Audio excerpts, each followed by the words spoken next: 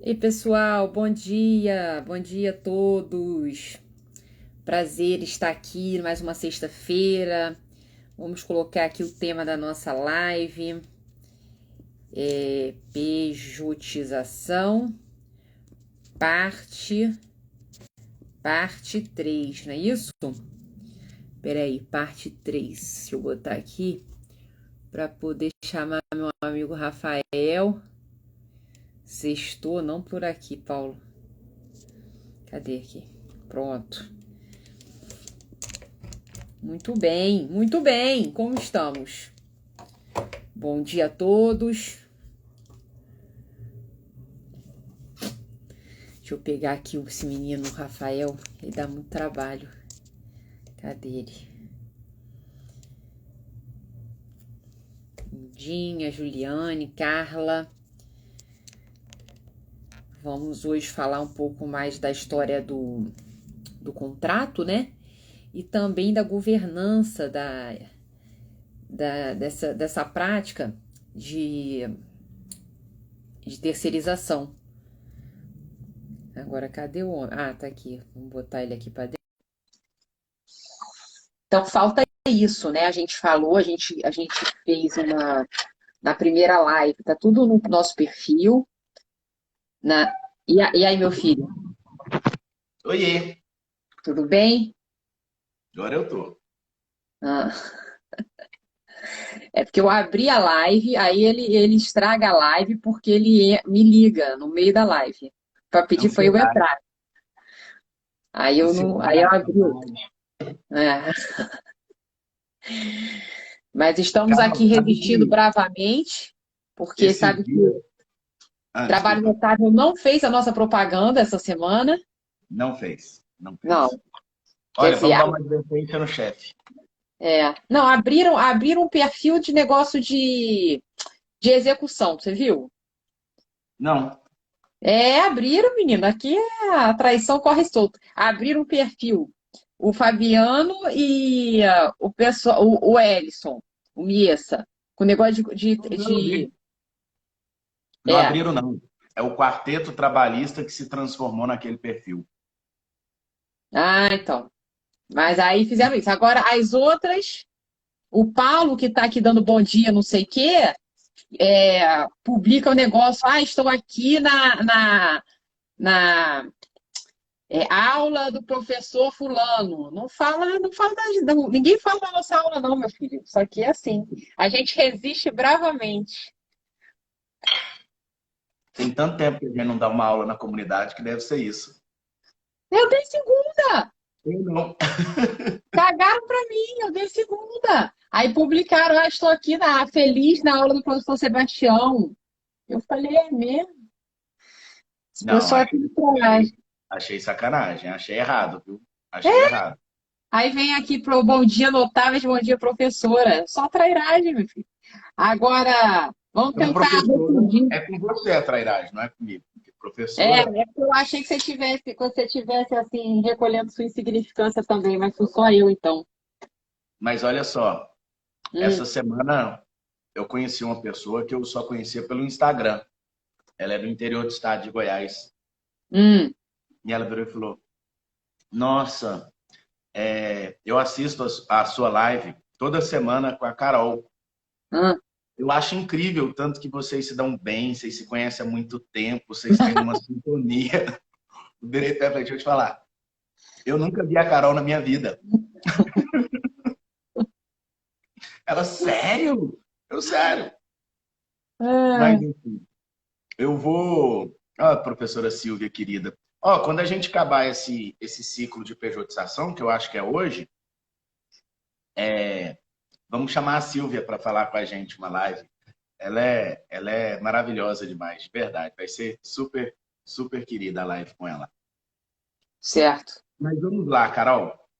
Sim, senhor. Pejotização, parte 3. Pessoal, hoje nós temos dois temas que ficaram pendentes dos contratos semana passada. Nós vamos falar de valor e algumas dicas com relação a isso. E nós vamos falar sobre a governança, né, ou compliance a respeito dos contratos de pejotização barra terceirização. Desculpa. Então vamos lá, Carol, você começa ou eu começo? Não, então vou começar aqui falando um pouco dos contratos. A gente fez a parte da qualificação, a gente falou um pouco a gente falou do objeto, da delimitação do objeto que é interessante. Agora, existem umas outras cláusulas que a gente ainda deixou em aberto. É, eu acho. Ó, notícia para todo mundo. Notícia para todo mundo. Duas notícias para todo mundo. Primeiro, a Carol fez o e-book. A Carol fez o e-book sobre pejotização e ela já mandou para mim. E esse ser humano aqui que vos fala não revisou, mas prometeu para ela que esse final de semana ele vai olhar para o e-book de vocês. Nós vamos fazer um e-book sobre pejotização e liberar para a galera. Tá certo? Isso. De repente a gente faz até uma açãozinha, assim, alguma brincadeira para conversar sobre o e-book e ver para quem que a gente distribui como. Então, a gente bola essa brincadeira aí. Tá. E 2, dias 21, 22 e 23 de setembro, gente. Coloca na agenda. Vai ter um evento incrível, incrível, sobre produção de provas no processo de trabalho. Tudo, desde estratégia de produção de prova até prova eletrônica no processo do trabalho. Vale muito a pena esse evento de produção de prova no processo de trabalho.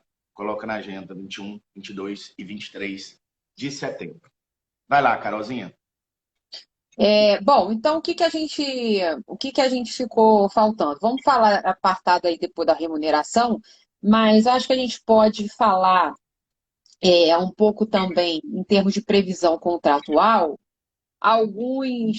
quando a gente está terceirizando abertamente com empresa com um número maior de prestadores de serviço e não propriamente uma situação unipessoal da pejotização, eu acho que é importante colocar também, prever no contrato, questões ligadas à responsabilidade com um gatilho assim, bem automático de, de ressarcimento, de direito de regresso, para se eventualmente for responsabilizado o tomador de serviço. Então, por exemplo, né, a gente não pode determinar num contrato, a gente vai determinar que não existe um vínculo de emprego entre o prestador de serviço e o tomador de serviço. Mas, independentemente dessa previsão, a Justiça do Trabalho pode ir lá prever, né? Pode, de repente, condenar, é um risco trabalhista que se corre. E aí. Pronto, entrou uma coisa. Eu acho que é interessante previsão contratual, né, que tenha gatilho assim bem automático em havendo essa circunstância, o tomador de serviço se ressarcir prontamente, né? A empresa prestadora fazer frente a eventuais prejuízos.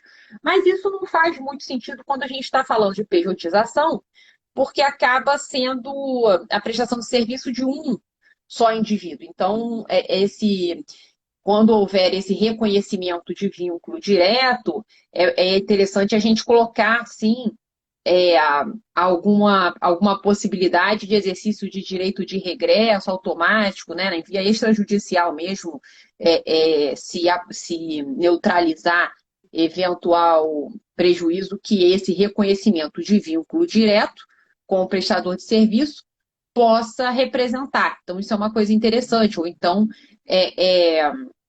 o Paulo está falando aqui de retenção de valores, que faz mais sentido realmente também na terceirização múltipla, né, de pessoas, de vários prestadores de serviço. Quando eu estou falando de pejotização, eu também não tenho muito o que falar de retenção de valores, a não ser a, a, a regra assim, de fiscalização, de compliance, de recolhimentos tributários, previdenciários, devidos ali naquela prestação de serviço, manter essa fiscalização sempre em dia e, eventualmente, não acontecendo, haver alguma ferramenta de retenção de pagamento até que até que regularizada a contribuição fiscal, a contribuição previdenciária devida, enfim. Mas eu acho que esses gatilhos são importantes em termos de prevenção de risco. Outra coisa, no nosso contrato, acho que é interessante também hoje a gente acomodar em relação à lei de LGPD, né, Rafael? Quer falar sobre isso? O que você acha? Podemos. Antes disso, o Paulo Basílio falou o seguinte: mas isso é no caso de terceirização. E aí eu quero fazer um pequeno comentário a respeito. Gente, existe uma linha, né, fina, e é de propósito que a gente chamou de pejotização para chamar a atenção, evidentemente. Mas existe uma linha fina entre o que é terceirização e o que é pejotização. Normalmente, até a gente usa o termo pejotização de forma pejorativa, né? Para dizer que está transformando o trabalhador em PJ. E terceirização, a gente usa para aquela terceirização de fato, que é uma empresa que está oferecendo diversas mãos de obras para os seus empregados. Só que eu e Carol aqui, a gente está desmistificando isso um pouco, né, Carol? A gente está trazendo isso... Nossa, eu estou tossindo hoje. Desculpa. A gente está trazendo isso um pouco para uma realidade e chamando a atenção, equivalendo à pejotização, ao contrato de prestação de serviço da 6.19 de 74. Tá certo? Então, isso é muito, muito relevante a gente estabelecer esse ponto para que a gente tenha clareza na interpretação que a gente vai fazer. E como um contrato de prestação de serviço, como um contrato de intermediação de mão de obra, como um contrato de alguém que vai executar um serviço específico, nós temos algumas responsabilidades muito significativas relativas à Lei Geral de Proteção de Dados, né? Que relações são essas da Lei Geral de Proteção de Dados? Não vou ficar explicando todos os detalhes aqui da cadeia de responsabilização da LGPD, mas vocês sabem que esse terceirizado, esse pejotizado, esse contratado, ele vai ter dados de pessoas que estão prestando serviços para vocês, para o empregador, para o contratante, que são empregados dele ou algum outro vínculo de emprego, quarteirizados dele, alguma coisa assim. E aí, numa cadeia de responsabilidade, o empregador acaba assumindo essa responsabilidade conjuntamente, especialmente porque, via de regra, muitas empresas têm um controle de acesso comum. E aí existe um compartilhamento desses dados, inclusive dados sensíveis, como, por exemplo, quando a gente tem biometria. E nessa biometria, na preservação dos dados sensíveis relativos à biometria, a gente tem que cuidar disso em cláusulas contratuais, treinamentos e, acima de tudo, conferência de armazenamento desses dados de forma adequada, que é o que, na verdade, a LGPD prima em um primeiro momento. Além disso, essa pessoa que está realizando um serviço específico pode ter dados sensíveis ou não, mas dados de forma geral de pessoas naturais, de que o contratante tem, a depender do tipo de relação que ele tenha. Melhor exemplo para a gente ver algo assim, bem, aspas, agressivo. Imagine uma imobiliária e os seus corretores. Os corretores, eles são autônomos.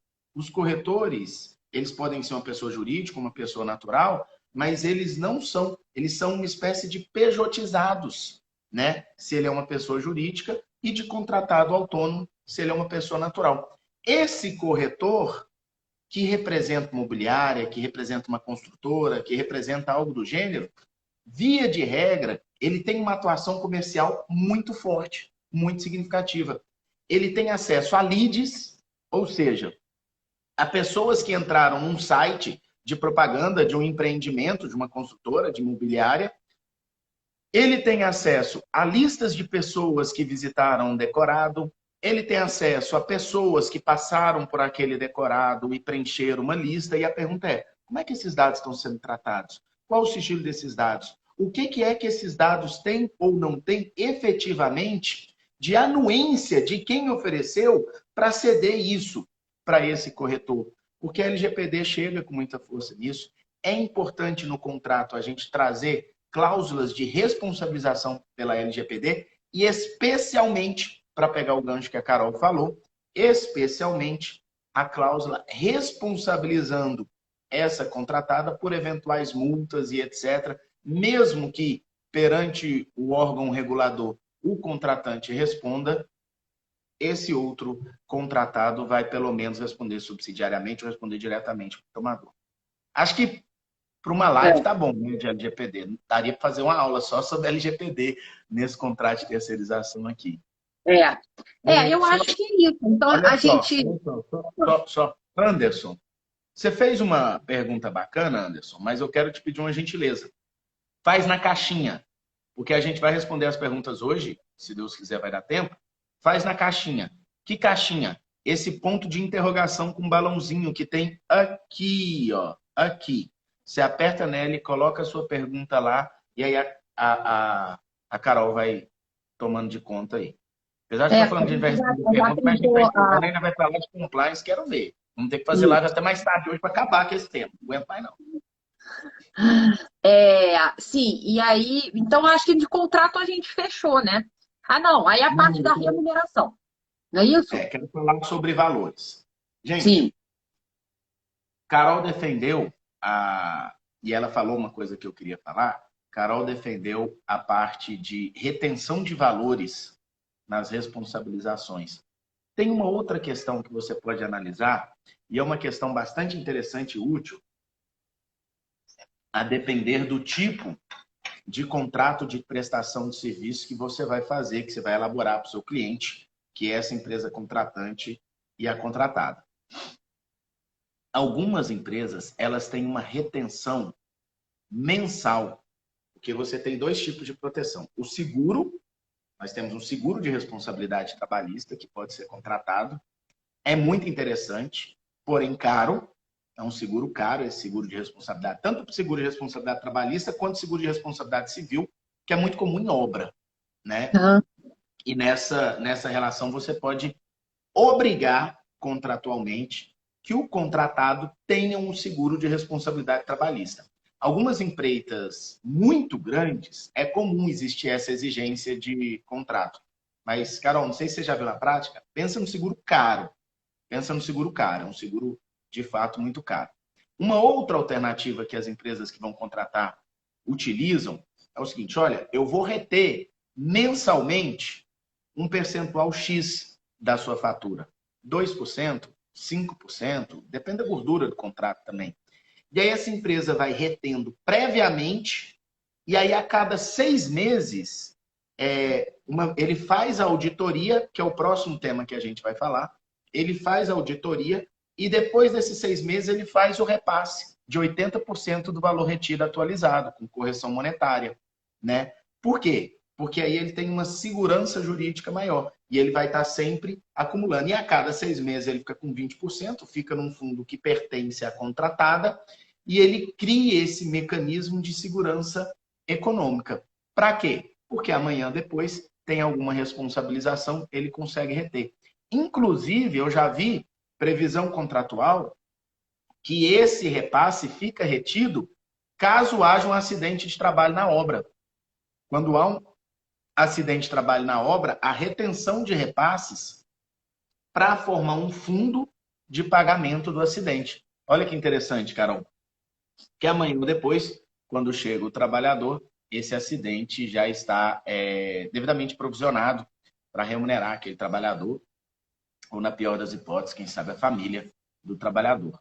Então essas são as dicas contratuais que eu queria dar a respeito da contratação da mão de obra terceirizada ou de um PJ, nessa contratação da 6.19/74. E agora, Carolzinha linda, maravilhosa, vai falar da governança corporativa, o que eu gosto de chamar de compliance.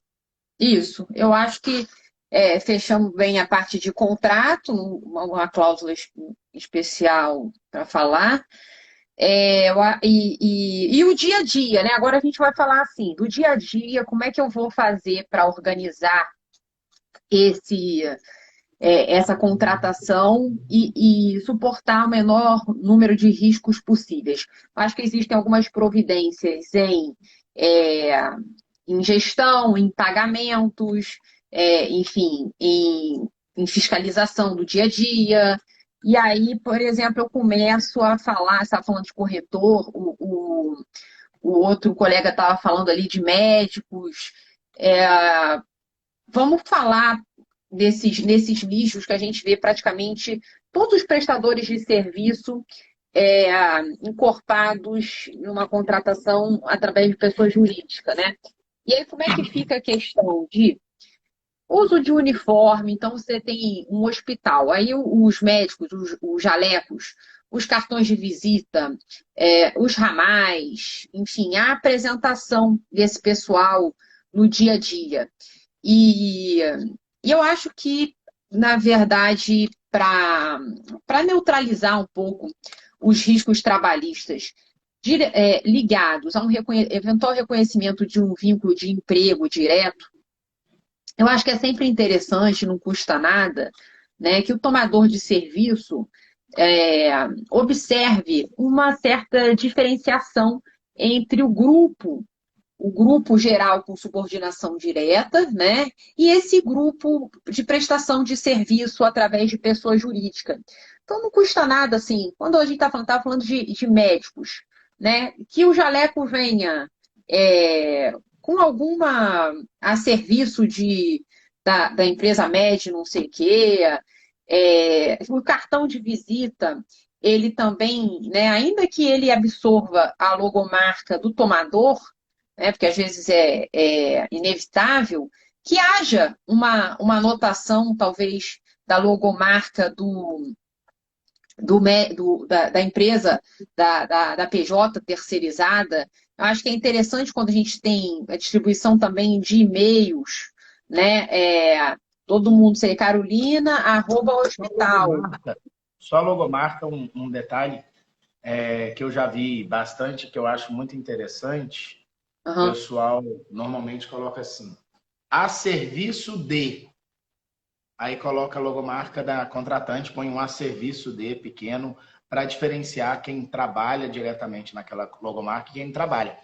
E aí eu chamo a atenção para colocar aquela cláusula, mesmo a CLT já na reforma trabalhista ter encerrado esse assunto, que para mim, sinceramente, não tinha o menor sentido, mas já coloca a cláusula autorizando no contrato a inserção de uso de imagem, de logomarca, sem que isso represente qualquer tema relativo ao uso de imagem. Né? Nossa, realmente. Mas aí a gente colocaria, então, né, esses e-mails corporativos num padrão talvez diferenciado do empregado direto. Então, fica Rafael @hospital, Carolina @hospital, Rafael ponto,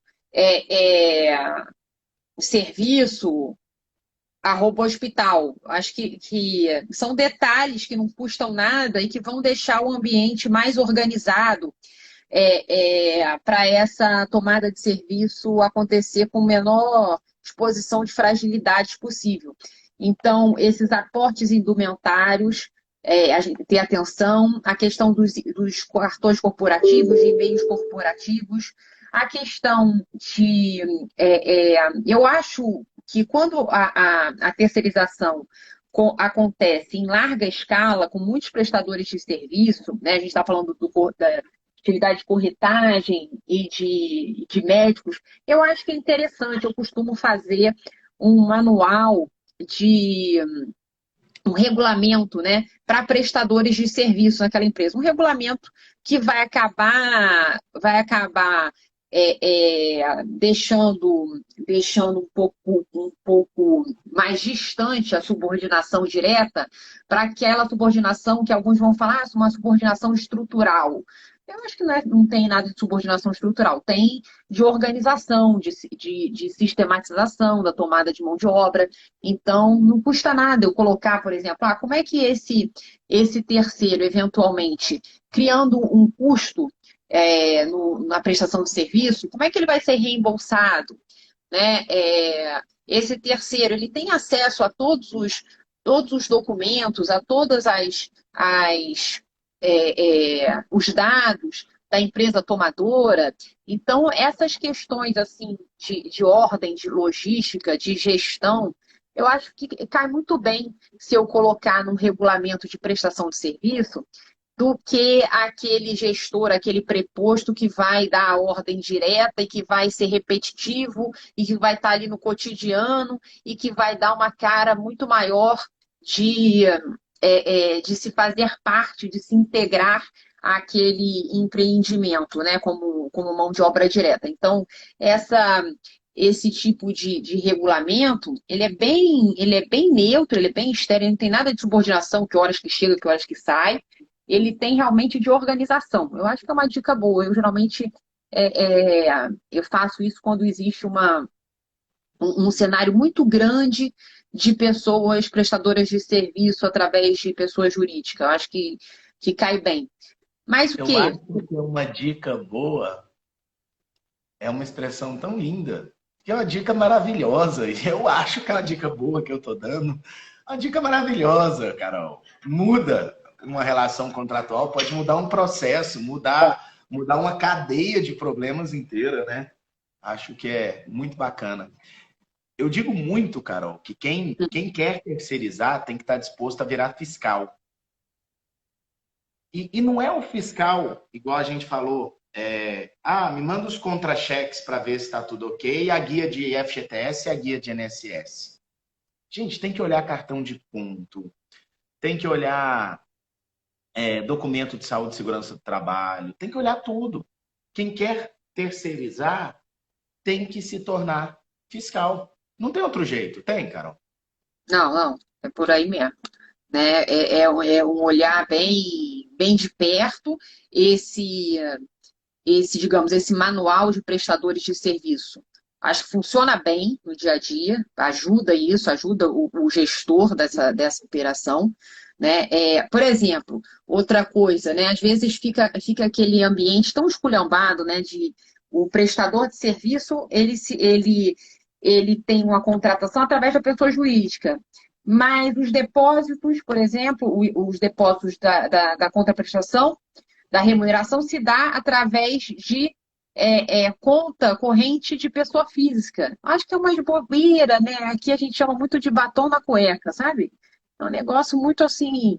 Então, aquele detalhe, né? Você ser atento, você ser perfeccionista nesse ponto. Quer dizer, se você está contratando uma pessoa jurídica, o pagamento tem que se dar através de pessoa jurídica. Se as notas fiscais estão sendo emitidas de forma sequencial, a partir da décima, né, de um ano de notas sequenciais, vale a pena trazer uma interlocução com esse prestador de serviço e perguntar se existe uma outra, não existe nenhuma outra prestação de serviço que ele esteja, né? Por que as notas estão assim, invariáveis, sequenciais, tão de forma e o depósito ainda sendo direcionado para a conta de pessoa física? Aí, né, é uma gestão para pagar para se aborrecer. Então, eu acho que esse tipo de detalhe ele tem que ser muito visualizado, muito bem arquitetado pela gestão dia a dia. Senão você bota esse contrato todo que a gente falou a perder. Não tem contrato que segure uma realidade doida dessa, né? De todo o cara trabalha, o cara ser um APJ, está trabalhando do lado do outro que é subordinado diretamente, com o mesmo uniforme, com a mesma o mesmo cartão de visita, o cara recebe na conta da pessoa física. Então, esse tipo de coisa eu acho que tem que ser muito detalhista para terceirizar bem. E ter também, eu acho que também o tomador de serviço que está disposto, né, a um perfil contratual mais leve, mais solto, mais flexível, ele tem que ter esse marco de conscientização, né, de alteração de regra de governança, de acolhimento da chatice, tem que ter aquele dia a dia mais organizado, ver de perto e também a diminuição do turnover, né? Você não pode, se você trabalha com perfil contratual mais rarefeito, a mobilização de mão de obra, ela tem que ser menor, ela tem que ter uma entrada e saída menor, porque aí você também fideliza né, aquela prestação de serviço num ambiente de maior confiança entre as partes. Se é aquele negócio que cada dia admite um, cada dia vai embora outro, você corre muito risco de se expor em um cenário de judicialização mais constante, né? Quem vai embora, enfim, está meio que solto no mercado para judicializar. E aí a ideia de retenção de talentos, de mecanismos, né, de fidelização da mão de obra, eu acho que é uma boa também no dia a dia dessa governança, né? Tentar normatizar um modelo mais perene do sujeito se cativar ali naquele empreendimento. Porque essa entrada e saída, quando você está contratando CLT, fazendo o feijão com arroz, é mais tranquilo, você vai comprovar o seu ônus probatório, ele é muito mais delimitado, a comprovação de regularidade desse contrato é muito mais tranquila. Agora, quando você está num cenário de risco trabalhista, de maior sensibilização dos tribunais, acho que quanto mais quietinho, né, quanto menos exposição houver, mais chances de sucesso, de ser bem sucedido nessa coisa. Não sei se você concorda. 100%, 100%. Não tenho uma vírgula de correção. Mais o Carol, quê? são 8h25, mas eu queria tentar responder as perguntas. A gente consegue estender um pouquinho mais hoje ou a gente fala um pouco mais disso? Eu falar isso, mas eu não sinto o tempo passar. Pois é, mas o que você acha? A gente estende um pouco para tentar responder as perguntas ou a gente responde uma primeira aqui e vamos indo, né? Vamos ver até que horas que a gente consegue. Vamos aqui. Eu procurei os prints da caixinha, eu não achei. Ah, caramba, então vai ter que abrir uma outra live com esse negócio, porque eu também não tenho como achar aqui. Enquanto isso, tem pergunta na caixinha aí? Porque se não tiver, teve uma pergunta no chat aqui que eu acho que é legal a gente já começar por ela. Não, tem um monte. Tem umas 10 perguntas. É porque alguém fez a pergunta do e-mail corporativo. Eu acho ela uma pergunta boa pra caramba. Coloca na caixinha aí pra gente quem fez essa pergunta do e-mail corporativo. Tá, deixa eu ver esse aqui. É possível incluir PJ e terceiros para participar de cursos, treinamentos, qualidade, compliance, etc? Boa pergunta, hein, Rafa? Olha só, com relação a cursos de saúde e segurança do trabalho, não só é possível, como a 619 fala que é responsabilidade do tomador fazer os treinamentos e tomar todos os cuidados de saúde e segurança do trabalho. Então, com relação a esse tema, tá ok. Aí a pergunta é, e os cursos? Compliance, não tenho a menor dúvida. Cadê? Você tirou a caixinha? Tirei. Compliance, não tenho a menor dúvida também que é possível, recomendado e pelas normas de compliance pode ser exigido. Porque a auditoria de terceiros e o compliance de terceiros é um pilar do programa de compliance. E aí, o que eu digo, Carol? A partir desse momento que saúde e segurança é previsto na lei, que compliance é pilar do programa de compliance, a gente incluir os terceiros nesses treinamentos e nesse diálogo. E o restante? Aí, Carol, a gente vai ter que analisar caso a caso. Por exemplo, por que cada caso? Tem algumas empresas que têm vendedores, seletistas, e tem representante comercial autônomo, tem o PJ. E muitas vezes os treinamentos de venda de vendedores, eles trazem traços de subordinação que no PJ não tem. Aí tem que ter esse cuidado. Então, para cada caso a gente analisar, quando é, por exemplo, time comercial, eu recomendo até separar os treinamentos de quem é seletista e separar os treinamentos de quem é PJ. Porque amanhã ou depois, um PJ, por exemplo, ele pode tirar foto dos slides, filmar um pedaço do curso e falar, olha lá o que eles estavam fazendo, me impondo subordinação no curso. E se ele fizer isso, essa imposição de subordinação no curso, eu posso ter um problema. Não se trata... Eu travei, Carol travou. Eu travou. Você deu uma travadinha, mas passou já. Então tá. Então, respondendo objetivamente a pergunta, não se trata de poder ou não poder. Regra geral, pode. mas existem os cuidados de cada tipo de treinamento e necessários que a gente tem que ter em cada caso para não ter problema amanhã ou depois no potencial reconhecimento de vínculo, desvio de finalidade e fraude na terceirização. Muito bem, vamos aqui. Peraí. Peraí, bosta. Eu cliquei aqui, mas é uma continuação de uma pergunta.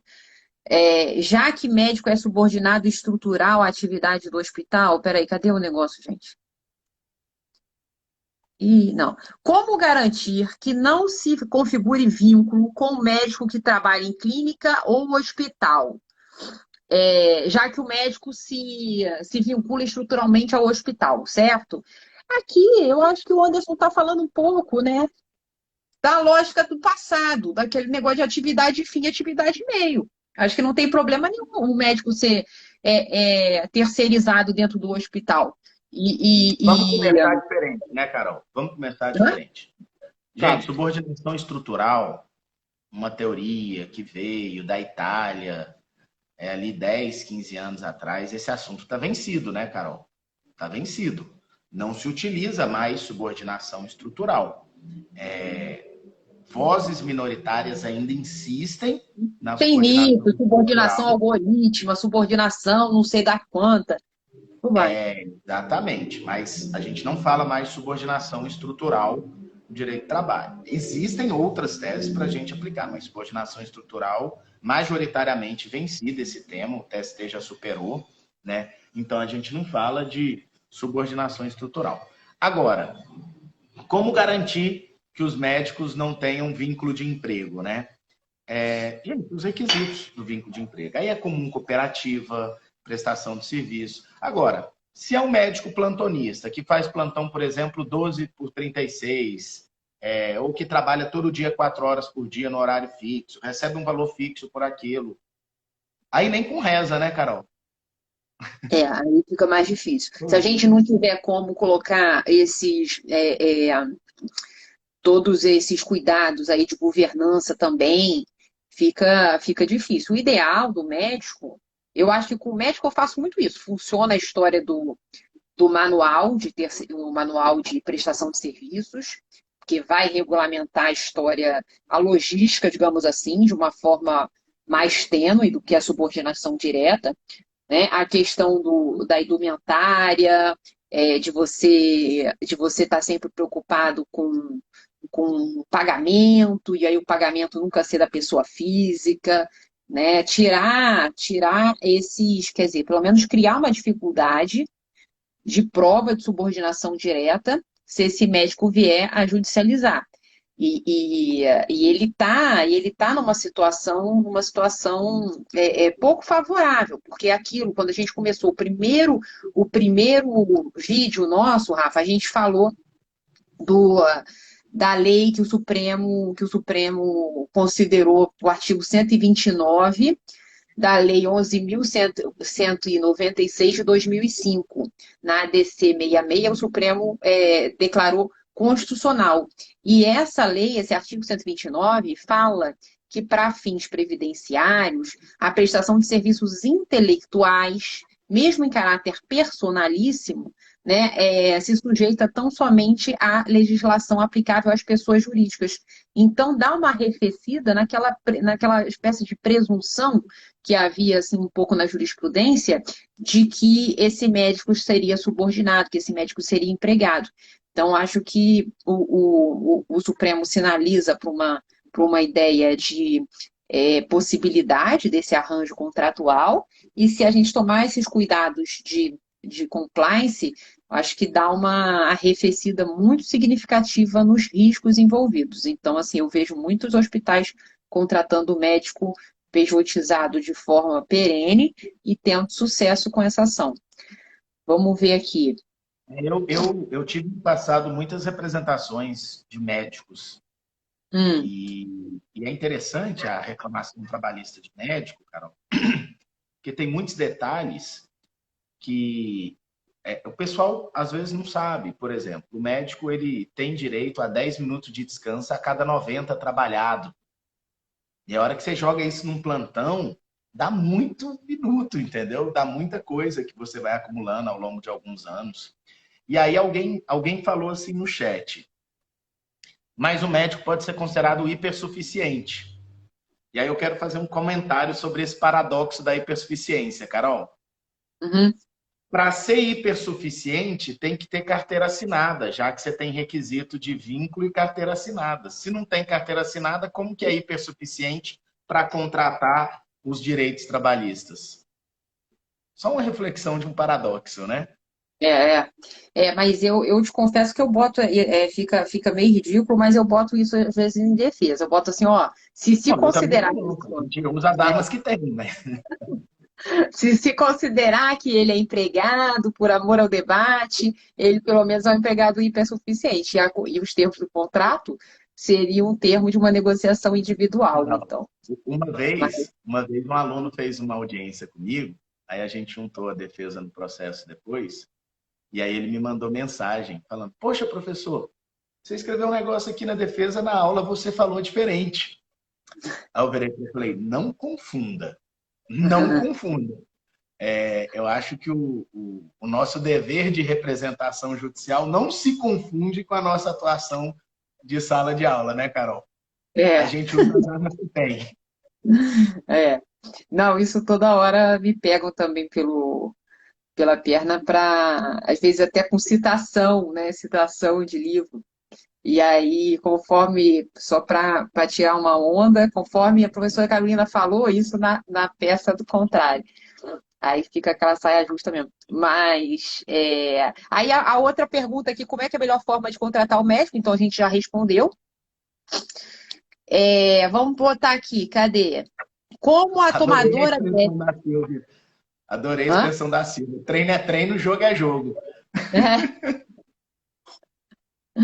É verdade. E aqui, essa aqui. Ed, Como é que a tomadora deve fazer a fiscalização da prestação? Mensal, trimestral? Como deve ser realizado? depende, Edna, depende do tipo de contrato, da complexidade do contrato, do volume de pessoas envolvidas no contrato. Se for uma coisa simples, pequena, penso que trimestral está de bom tamanho, né? É, Se for algo grande, complexo, aí tem que ser mensal mesmo. verdade. Deixa eu ver Avante, aqui. vamos ser mais objetivo nas perguntas. O terceiro emite nota fiscal sequencial. Como resolver se o terceiro só presta serviço para essa empresa? Se só presta serviço para essa empresa, não tem que resolver, mas sabe o que, às vezes se alterar, se for possível, a periodicidade, né? Porque assim, empregado tem muito essa lógica do recebimento mensal. Então, se houver a oportunidade de ou fazer um recebimento quinzenal ou fazer um recebimento bimestral, se eu estou falando de uma contraprestação mais alta, eu acho que só aí é um detalhezinho, mas às vezes dá uma ajuda, dá um incremento na defesa. Que eu quero aproveitar essa pergunta para lembrar uma coisa a todos. Gente, não é porque tem nota sequencial que o vínculo vai ser reconhecido. Não é porque usa uniforme que o vínculo vai ser reconhecido. Nenhum fator desses isolados reconhece-se um vínculo. O problema é quando você vai acumulando elementos, a acumulação de elementos gera o efeito de subordinação e o vínculo de emprego. Então, assim, não adianta a gente ficar sofrendo, pelo amor de Deus, é nota sequencial. Se todo o restante está adequado e essa empresa só presta serviços para uma única outra empresa, paciência. O processo não está perdido por causa disso. E se você advoga por reclamante, você não vai pedir o vínculo de emprego só por causa disso, com base nesse elemento, porque vai dar errado. Então, a gente precisa ter um conjunto probatório. Tanto que, quando a gente vai falar em conjunto probatório, eu remeto para o nosso evento, né? Todo mundo já colocou na agenda 21, 22 e 23. 21, 22 e 23 de setembro, nós vamos fazer um grande evento do Trabalho Notável. Eu, Carol, Luciano Martinez, Antônio Humberto, Fabiano Coelho, sobre produção de prova no processo de trabalho. Agora vamos ver aqui. Pedido de reconhecimento de vínculo de emprego de mecânico PJ. Ao final da instrução. Ih, caraca, não cabe tudo. Ao final da instrução, a juíza deferiu o pedido de perícia técnica de insalubridade e periculosidade. Acham que já é indício que ela se convenceu do vínculo de emprego? Indício amigo. Indício Não estou dizendo que tem vínculo, mas indício é. Tipo assim, eu não vou pré-julgar, não, mas faz uma perícia de insalubridade, por favor. É. Acaba que é um pedido sucessivo ali, né? Então, parece que a primeira barreira Não, já mas foi esse vínculo. agora para não, Ah, olha só, não significa que necessariamente será, tá, gente? Não significa que necessariamente será.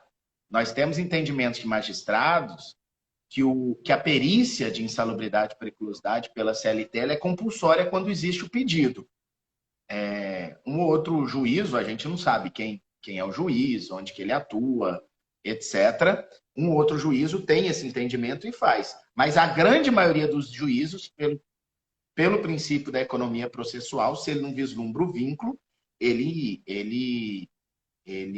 nega a produção dessa prova, ele não determina a realização dessa prova pericial, porque seria uma prova desnecessária. Mas eu já vi, Carol, juiz determinando e na sentença negando, e depois ele justifica. Ele não, se o tribunal entender que tem vínculo, o processo não volta. Mas, assim, normalmente, amigo, o gato subiu no telhado. Se fosse você, eu corria para um acordo. é. O que mais tem aí, Carol? Qual a dica para quem irá começar a trabalhar com uma empresa que tem o quê, gente? Que tem bastante PJ. Uma dica de empresa que contrata muita pessoa jurídica. Dica número 1, assista a nossa live Pejotização parte 1. Dica número 2, assista a nossa live Pejotização parte 2. Dica número 3, assista do início a nossa live Pejotização número 3. Dica número 4, a mais importante delas, venha para a comunidade notável de prática trabalhista na próxima oportunidade e aí você vai poder atuar. Brincadeiras à parte, por que eu falei isso? Porque o que a gente falou nas 3 lives são as dicas, né? Não foi nenhuma aula. A gente juntou, é praticamente dicas só que a gente deu aqui. Não é uma aula de contrato e etc. Apesar de a Carol ter caprichado bastante, a dica que eu dou é realmente assistir, ler um pouquinho, entender um pouquinho, participar. Vamos lá. Não, aqui da minha caixinha acabou. Porque agora tem muita repetida aqui, ó. Negócio do médico, já falamos muito do médico. Deixa eu ver se eu acho os prints aqui, cara. Ah, parece que eu achei. Olha, garoto. Eu tô tentando abrir o zap aqui. Tiago, Alessandra Xavier fez uma pergunta interessante. Uhum. No contrato de PJ, pode haver estipulação de prêmio? Boa, né? No contrato de PJ, pode haver estipulação de prêmio? Vai lá, Carol. Eu acho que disfarça. Eu já fiz. Eu já fiz. Por exemplo, estava fazendo agora há pouco essa semana, de uma clínica, e aí os fisioterapeutas eram PJs. Bom, e aí se queria remunerar de forma diferente aquele fisioterapeuta que trouxesse o seu próprio cliente, paciente, e o fisioterapeuta que viesse da clínica, né? O paciente. Então, eu construía, não era exatamente uma premiação, mas era uma forma, uma arquitetura de remuneração dessa pessoa jurídica mais complexa. De fato, o que se queria era promover, valorizar aqueles fisioterapeutas que trouxessem, né, pacientes para a clínica. Eu acho que o plano de remuneração foi interessante. Eu coloquei não só no contrato, né, esse modelo de como é que essa PJ seria, como é que essa pessoa jurídica receberia os honorários contra a prestação. Então, ela receberia um percentual X daqueles pacientes provenientes da própria clínica e daqueles que, se quisesse a anotação de que teria chegado à clínica por conta do profissional, o percentual seria maior. E fora isso, eu coloquei um manual geral, né, para que tivesse bastante transparência no dia a dia da fiscalização da tomada de serviço, e que também não criasse um ambiente competitivo de forma gratuita, né? Cada um fofocando quanto é que a outra fisioterapeuta recebeu, se atendeu o mesmo número ou não de pessoas.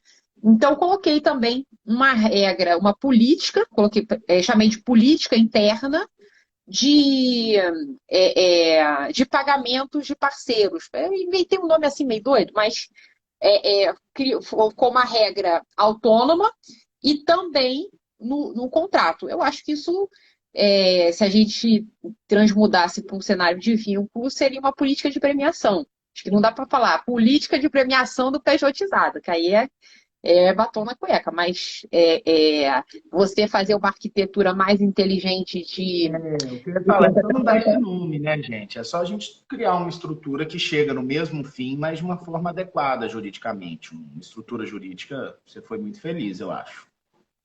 Carol,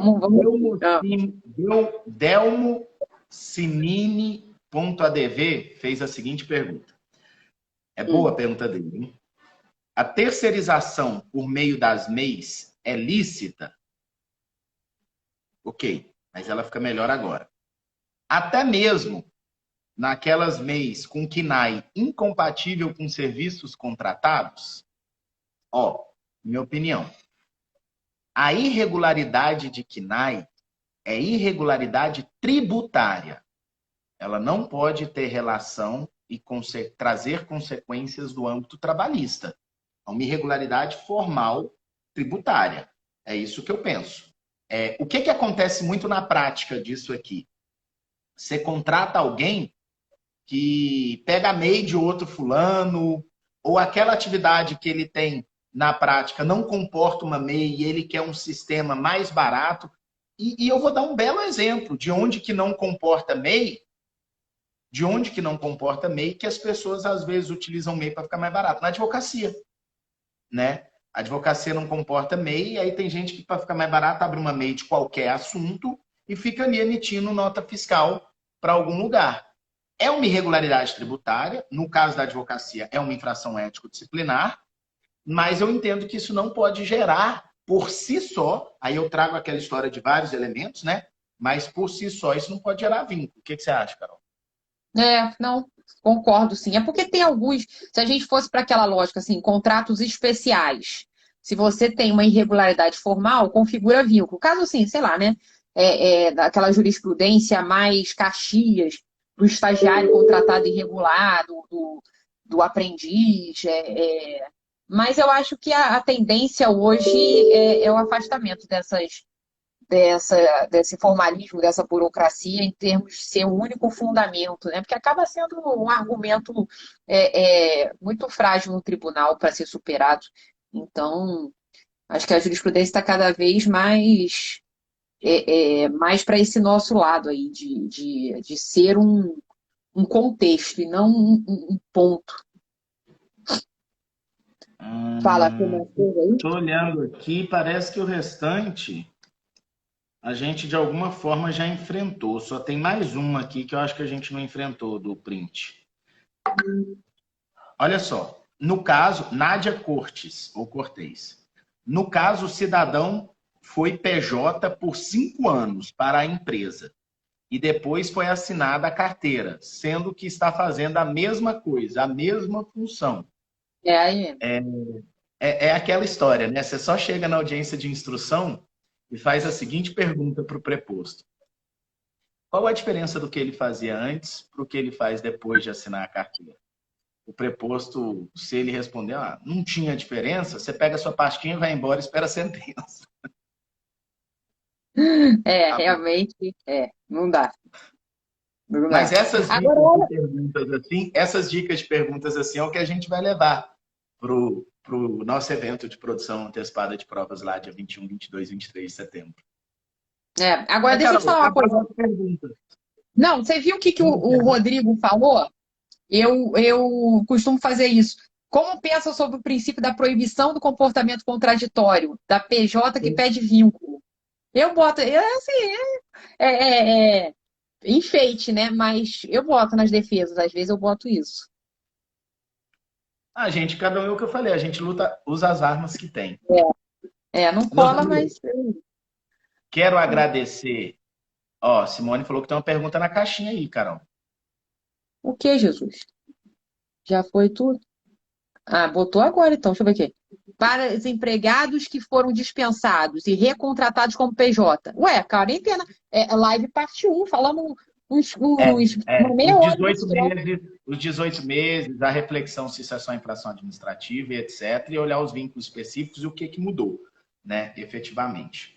Uhum. Amigos, eu quero agradecer a todos que acompanharam as 3 edições dessa minissérie Pejotização de Carol Tupinambá com Rafael Lara. A gente pode chamar de minissérie, né? Sabe? É, Vamos falar com o Fabiano, juntar as 3 e colocar juntas no canal do YouTube. Eu acho que vai ficar legal, ficou bacana esse botar junto. conteúdo, né? Aí a gente, junto com o e-book que a gente vai fazer, a gente coloca o link do canal do YouTube, isso tudo junto, acho que vai ficar Ô, legal. Rafa, eu 18 tô meses. pensando aqui. O e-book, a minha situação ficou, né? Joguei o retrato da jurisprudência, umas coisinhas gerais, que seria vai para a live um. Depois botei cuidados na terceirização. Bom, aí eu acho que você pode fazer um pedacinho tipo perguntas e respostas, entendeu? Acho que é mais ou menos isso. E dar uma alterada aqui. Aí eu vou formatar bonitinho. E os meninos vão morrer de inveja da gente. Fabiano, o Luciano, o Antônio Humberto, vão ficar tudo doidos. Carolzinha, Ah, beijo no seu coração. Vamos trabalhar. Live de hoje estendeu bacana, bastante. Fica com Deus, pessoal. Abraço. tchau, meu filho. Beijo, gente. Salvar aqui.